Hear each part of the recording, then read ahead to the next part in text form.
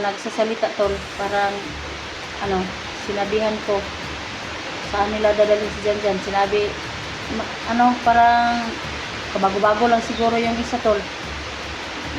Sinabi niya dadalhin daw nila si ano, si Janjan doon sa Mount Bajang. Kaya ayan mga tol, no, sinundan ko lang po yung mga tao ni ano, sino to, mga yung nagdala kay Janjan, yung dumukot kay Janjan tol. Sinundan ko lang.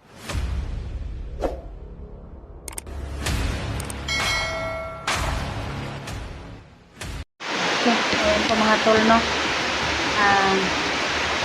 Pasensya na po mga tol na karon lang po ako nakapag-video tol. Update lang po, dito po ako sa bahay. Ilang araw, pasensya na po mga tol, ilang araw na wala po akong video kasi po pag nandun po ako sa bundok mga tol, lalubat po ako mga tol. Minalas lang po mga tol. Pag-uwi namin kasi binaba namin si Janjan sa galing sa bundok tol, binaba namin dito sa ano, sa bahay ko. Kasi nilagnat po siya. Kaso mga tol,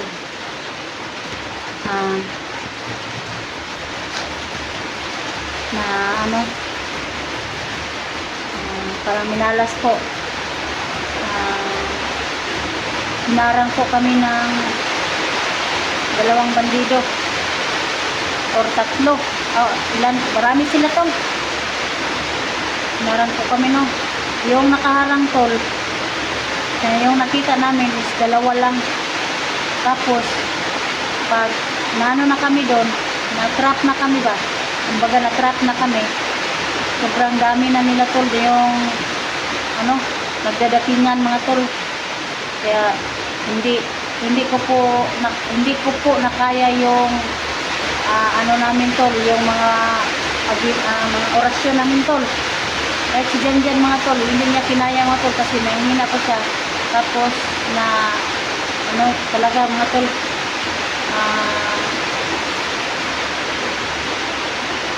mahihina siya. Tapos minalas lang mga tol na madakip si Janjan tol.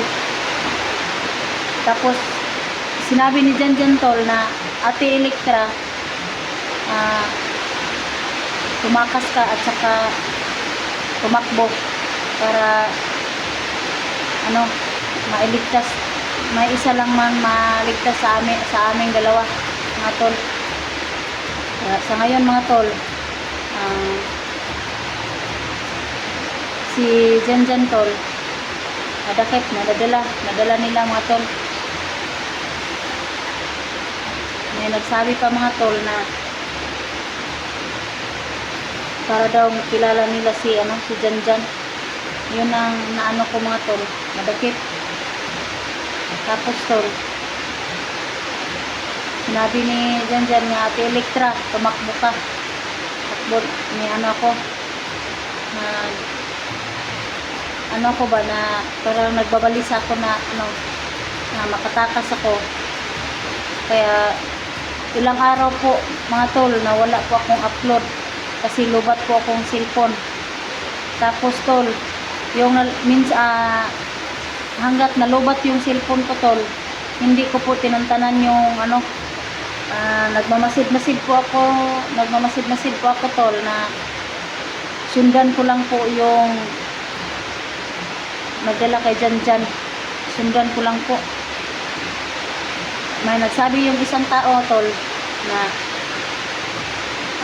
dalhin natin doon sa may ano, sa Mount Bajang, doon daw sa ano, malalaking kahoy. May naghihintay daw sa ano, sa kanila doon. Kaya yun mga tol, hindi po ako pinanghinaan ng loob mga tol. Kinaya ko yun tol na mailigtas ako. Sinusundan ko po yung ano, yung nakawala ako tol. Nagtatanga-tangaan kasi yung mga ano, kaya tumakas ako. Yung nakaharap ko yung dalawa, nakaya ko po yun tol. Nakaharap ko yung dalawa, yung nagbantay sa akin tol, nakaya ko. Pero si dyan mga tol, dinala nila, pero yung natudas ko yung dalawang bandido tol. Na ano ko pa nga saan nila dadalhin si Janjan. Yung yung isa nagsasalita tol, parang sinabihan ko saan nila dadalhin si Janjan. Sinabi parang bago-bago lang siguro yung isa tol. Sinabi niya dadalhin daw nila si Janjan doon sa Mount Bajang. Kaya ayan mga tol, sinundan ko lang po yung mga tao ni sino to, mga yung nagdala kay Janjan, yung dumukot kay Janjan tol.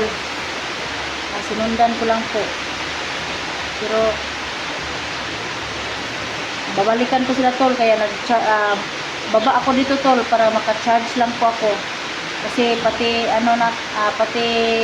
ko yung nalubat. Kaya yung mga solid supporters ko po, sa mga silent supporters ko po, pasensya na po talaga na ngayon lang po ako nakapag video tol. Kasi po sinundan ko talaga si Janjan tol, nalubat talaga ako. Kaya kusang loob po akong bumaba dito tol. Pag babalik talaga ako sa babalikan ko yung yung mga tauhan na nagdukot kay Janjan tol. At saka si Janjan babalikan ko tol. Baka anong gagawin nila ba sa kanya? Nagbagong buhay na ba si Janjan? Hindi ko po hahayaan na babalik sa dating kalagayan si Janjan mga tol. Kaya sa ngayon po dito sa bahay ko po tol, umulan. Ayan po, umulan tol. So, siguro pag mawala na yung tol, ulan, babalik na ako sa bundok mga tol. Pero mag-off cam ako tol, hindi ako mag video papunta ng bundok tol, kung saan ko po na naiwan si Janjan tol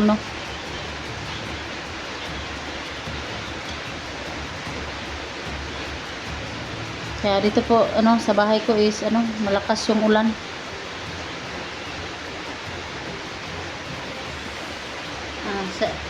Pasensya talaga na hindi ko man lang natulungan agad si Janjan, kasi po lubat talaga ako. Ilang araw kong nalulubat ako, pero kinakaya ko po na makarating po ako sa bahay ko mga tol, na ligtas po. Tapos babalikan ko talaga si Janjan tol, na iligtas ko po siya. Kasi kawawa yung bata tol. Yung sinabi niya na bababa kami kasi nilagnat si Janjan, hindi kinaya yung katawan niya tol doon nga ulan init mo ang trabaho doon. Ulan init, kaya wala po kami Tapos yung nag-uusap-usap kaming tatlo, si Edwin tol,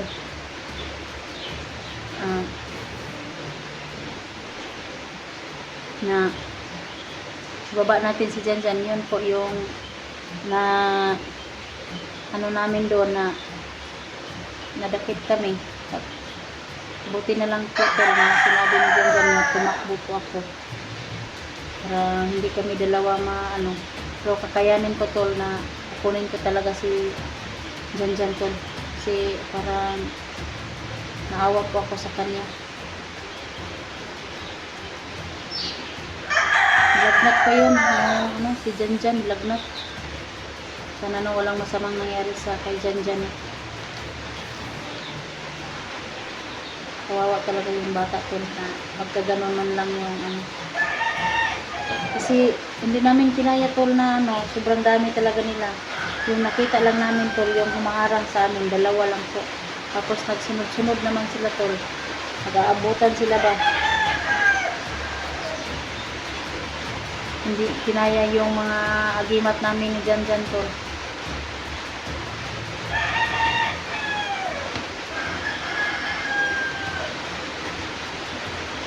Binuksan ko lang po yung pinto ng kaunti, no. Ay maliit lang po yung binuksan ko po para maano ko lang. Kasi malakas yung ulan dito, tol.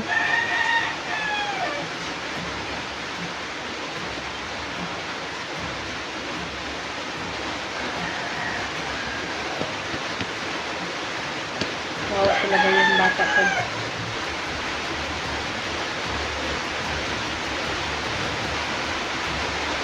Kasi mga tol, wala naman po akong nagawa doon kasi nadakip na si Janjan, dinala. Tapos naano lang po yung ko ba nga na ginawa ko sa sarili ko na kumilos ng kasi mailigtas lang yung buhay namin, pero si Janjan mga tol, dinala talaga nila, tol. Kaya sa pagbalik ko, tol, sa pagbalik ko sa bundok, tol, is talagang malilintikan sila sa akin.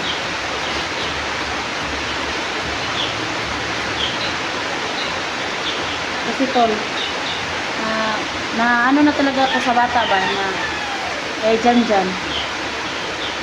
Kasi po yung 2 taon lang yung gulang sa 2 taon lang pong gulang niya ni Janjan sa anak ko, tol. Kaya para na rin tinuring ko na lang yung bata na si Janjan, tol. Tinuring ko na lang po na anak ko, kasi yung anak ko po si Budoy, yung edad ni Budoy is 14. 14 years old po yung anak ko, mga tol. Tapos si Janjan, tol, is 16. Kaya parang na ako sa bata ba, naawa po ako sa bata, tol. Kaya hindi ko talaga tatantanan yung mga hayop na yon pag hindi ko makukuha si Janjan, tol. Sunod-sunod na yung pangyayari sa amin. Si Jenny hindi pa na rescue si Jenny. Tapos lang kami na binaba lang muna namin si Janjan, tol, kasi may lagnat. Kaso hinarangan kami sa daan, tol. Kaya hindi po kami nakaligtas, no. Kaya nag-alala talaga ako sa kay Janjan, tol.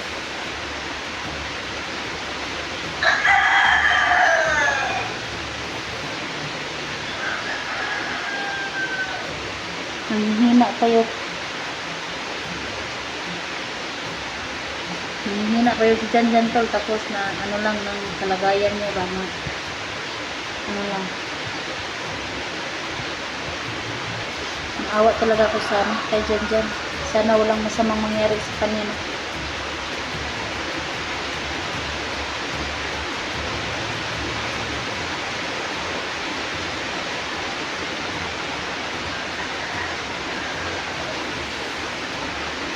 Dito lo kay sobrang lakas ng ulan.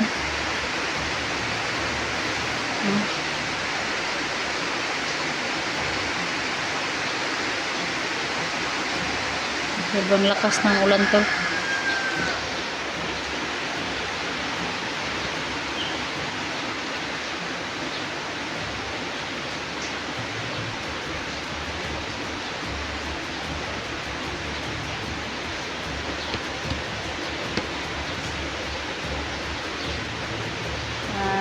Sa ngayon, mga tol, no, humihingi po ako ng pasensya talaga sa inyo, tol.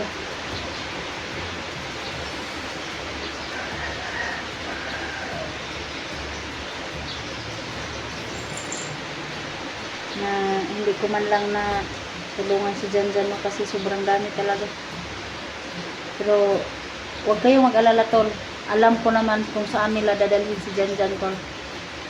Kasi yung nakaligtas po ako, yung nagbabantay sa akin ng 2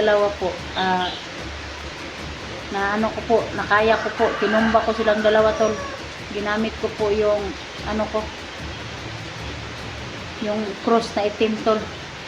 Kaya hindi ko lang na sobrang dami nila yung nagdala kay Janjan, tol. Pero alam ko naman na kung saan nila dinala si Janjan, tol. Kaya babalikan ko talaga yung si Janjan. Kahit anong mangyari tol, babalikan ko talaga si Janjan.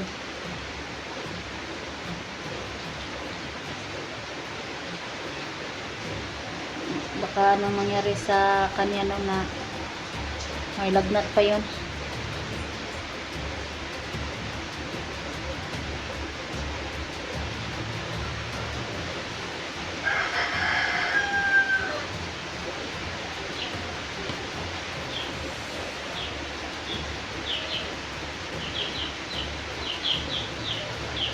Naawa talaga ako kay Janjan tol, pero sobra po akong nag-alala tol kasi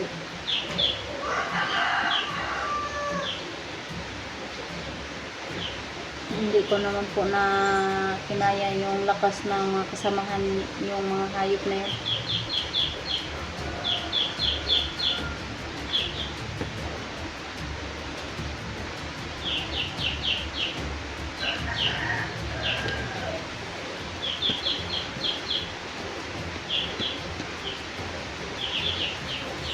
Tsaka si ano tol, si Edwin.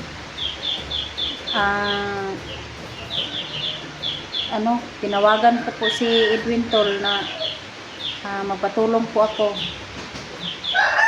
Kasi po si Janjan na nadakip tol, kaya tinawagan ko na siya tol.